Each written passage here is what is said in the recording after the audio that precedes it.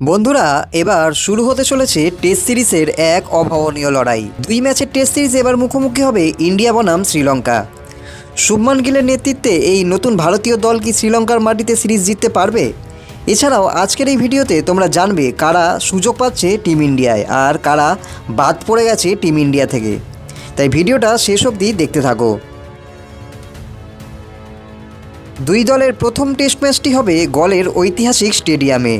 এই মাঠ বরাবরই স্পিন বোলারদের জন্য খুব ভালো, তাই ভারতীয় ব্যাটারদের জন্য এই ম্যাচ মোটেও কিন্তু এবার সহজ হবে না। এরপর দ্বিতীয় এবং শেষ টেস্ট ম্যাচ হবে কলম্বোতে, আর দুটি ম্যাচই হবে ভারতীয় সময় সকাল 10টা থেকে। এবার আসি ভারতীয় দলের সম্ভাব্য স্কোয়াডে।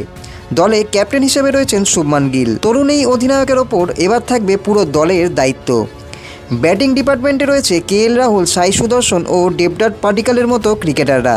উইকেট কিপার হিসেবে দলে রয়েছেন ঋষভ পান্ত। তিনি দলে থাকলে যে কোনো সময় ম্যাচের চেহারা একাই বদলাতে পারেন। আর তার ব্যাকআপ হিসেবেও এবার দলে রয়েছে ধ্রুব জুরেল। অলরাউন্ডার হিসেবে রয়েছেন জাদেজা এবং ওয়াশিংটন সুন্দর।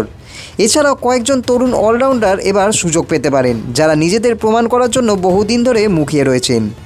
বোলিংয়ে রয়েছেন জসপ্রীত বুমরা। আর ভারতের শক্তি এখানেই অনেকটা বেড়ে গেছে। আর তার সঙ্গে রয়েছেন সিরাজ এবং প্রসিদ্ধ কৃষ্ণা।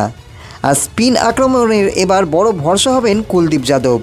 সব মিলিয়ে ভারতীয় দল বেশ শক্তিশালী একটা 15 জনের মেম্বার স্কোয়াড বানিয়েছে।